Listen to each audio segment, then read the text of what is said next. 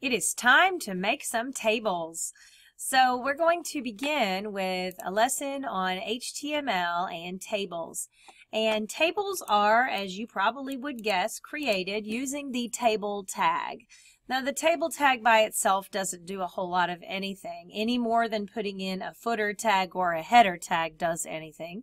It has to have some sort of content. So tables consist of, and if you think about like in Excel, if you thought of an Excel spreadsheet as a big table, it's got columns and it's got rows. So same thing in here, we have columns and we have rows. The rows are actually called rows, or in HTML terms, TR, which stands for table rows. And then inside each table row is going to be your cells. So the cells will eventually make up the columns, but there's nothing called a column. And sadly, they don't call them table cells, which I think would make a lot more sense. They call them TD, or table data. So in my mind, I think of them as table data cells. So there we go. So if I were going to create a table, on my first row would probably be my like headings, for example. So I might put animal and then turn off that cell and then make another cell and then animal sound and then turn off that cell. And that is that row. And then you would repeat that process. So you've got a row, you've got the table data for the first column, so animal, cat, and the table data for the second column, meow, and then turn off the row. And it looks like this. And so that's basically the gist of it. I'm going to copy and paste so that I have two more animals here. I'm going to do a dog, bark, and a cow, and it's going to moo. All right, so this is what a standard table looks like. It doesn't look like a table in Word. First off, in Word, your table would go all the way across the page. That does not happen by default in HTML. Second off, in Word, you had to have borders to each of your table cells, and we don't get that in HTML. So, as you might suggest, we are going to have to style our table. So I'm going to go ahead and pop into the style page, which I already have several things on this one. But I'm going to add table to the mix. One of the first things that you're going to usually style is some sort of width. Otherwise, the table data cells are determined, well, the width of the cell are determined based on how long the longest word is in the cell, like this. So it will automatically just fit. Now, usually we want the cells to be a little bit nicer than that. So what we could do is go in and give our table a width, just like we would give a width to anything else. Percentage or pixels. Let's say in this case I want it to be 50%. So there we go. We've got a 50% table. Now you can't really appreciate the fact that it goes over 50% because we can't see it very well because it's invisible. So let's go ahead and give the table a background color so we can see what's happening. Background color. And let's say this antique white sounds like a fun time. All right, now we can actually see that that table takes up 50% of our container, in this case the main. So 50% of that width. All right, now probably most people would think, well, but those top row, that should be like the header row. Well, you're right. And they actually have a tag for that. So instead of a TD, you can use a TH. A TH stands for a table header, and a TH, as you can see, changes to bold and center alignment. So watch whenever I close this one and it updates. Now this one is bold and it's center aligned. So that is a table header. So we have rows. The top row we use a TH for a table header, and for every other cell of the table we use a TD, which is a table data cell. Now we can start adding borders. So borders are added, and I'll go back over here again, if I add a border just to the table, and we'll give it the 3 parts of a border, I'll just do a 1 pixel solid black border. Notice what it does is it puts it around the table, around the outside of the table, right? That's all it's going to do. Now let me go ahead real quick and put a little bit of padding on my table so that we can see it. I'm in a reset document, so I have my margins and my padding and everything set, and I don't have my table in here, so it's not putting in any of that in there. So I'm just going to give it a little padding so that we have something to work with on the inside. But the bigger thing I want you to see is if you want to have inside borders, you've got to style more than just the table. Actually, I probably need to take the padding out to show you this example. I'll just put it at 5 for a minute. So we can do a table and the table headers and the table data cells. And now they all have borders, which is fine, except they're doubling up. And unfortunately, that's just how it works in HTML. So there is a special little thing that we have to do on top of all of that, and that is we've got to set this to a border collapse. So the border has to collapse, and that border is going to collapse. I know that sounds really weird, but now we don't have anything duplicated. Now right now, this is setting my table header and my table data to have widths and background colors as well. I may not want that.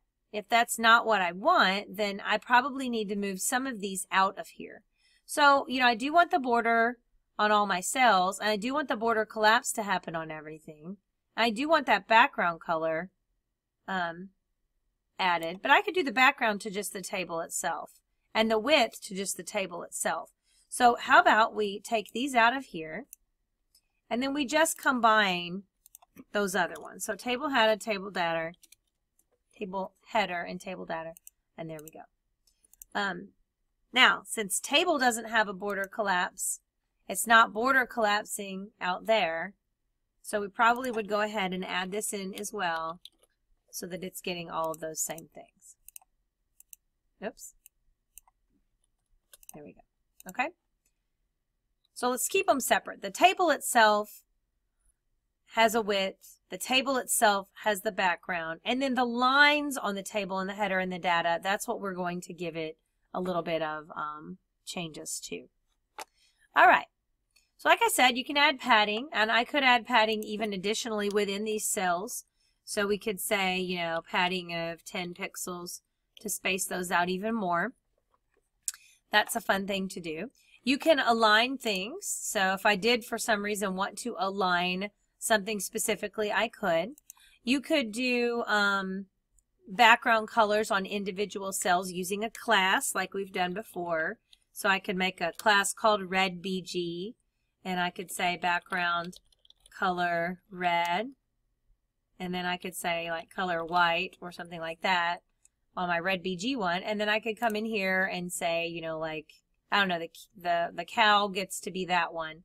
So in here I would say class equals RedBG, and then that one's going to be highlighted in that way.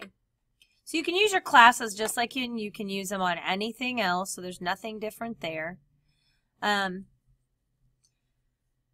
The fancier thing here is whenever you want to start merging cells, because that's very different than how it's done in other programs. So it's an attribute that we're going to add if we wanted to make a cell span multiple columns or multiple rows. Now it depends on what you're trying to span. So let's say that I was going to, let's say I was going to have 2 sounds for the dog. So basically, I would put in another dog row, and I would put in my other sound, ruff, right? Dogs say ruff. All right, now, but I don't want it to say dog 2 times. I want this line to span both of these rows, or like merging cells in Word. So here's what this is called. You have either a row span, or if you were doing it across the top, a call span. So it's attribute row span, and then equals, and then how many rows? Well, I want it to be this one and the next one, so that's 2. Now notice it took care of it for me, but then this got all out of whack, and that's because once you span, then it pretends there's already something here. So you completely get rid of that cell, okay? And that's why I put it in there first, so you understand what happens when something starts to pop out. So now if I delete that, so this row technically only has one cell, and it's going to go to the right because there's already a span from the previous cell putting that here. A little complicated, but that's basically how it works. So that's a row span. And if you were doing it with columns, it's a col span, C-O-L span, and it's exactly the same way. And you might do that like if you were centering a title over the top of something. So I would have one additional row and then another, header if I wanted to. And I would say like my animals, TH and TR. And see, it's going to put them in one column. So what I'm going to do is say here, well, let's just col span this 2, and then it takes up both columns. Okay? So row span and col span. All right, a couple of other little things that you can do to your tables. As you probably already guessed, you can choose specific percentages for each of your columns. And you do that by setting the specific percentage to that cell, to a cell in that, that row. I think that what's easiest to do is to create a class and then apply that class in there. But usually I just set the width of the table because it kind of just divides the extra space. And that way as it gets smaller, it'll just divide it out equally and keep it at 50%. So I don't usually set these separately, but you could. So once we've got that part, the next thing that we can add is what's called a caption. Just like we did captions called fig captions when we did figures, there is a thing called a table caption. So it's just the caption tag. And honestly, not too fancy. It literally just sits there. They do say that you have to put it immediately after your table tag. So it's really like if you were going to put a heading above a table, you would use that. And then you're going to have to style it because it's not, it's nothing fancy at all. You would have to probably make it bold. You might have to make it bigger. So most people just put a heading above a table. But if you use the caption, there's no extra blank line in there after it. So that's pretty much that.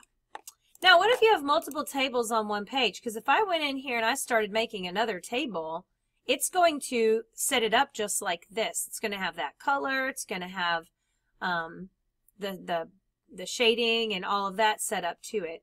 So if I made another table, you can assign IDs to tables. So if I made another table on this page, I would call it table, and then I would put a hashtag for ID. And then I could be like table 1, T1. And then on that one, I could have a background color of, aqua or blue or whatever. Color, maroon or some other obnoxious color for my table.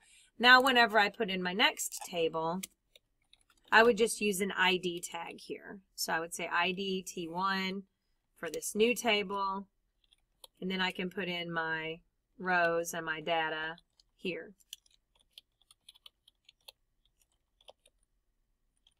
Look, I'm getting in a hurry and typing stuff in wrong.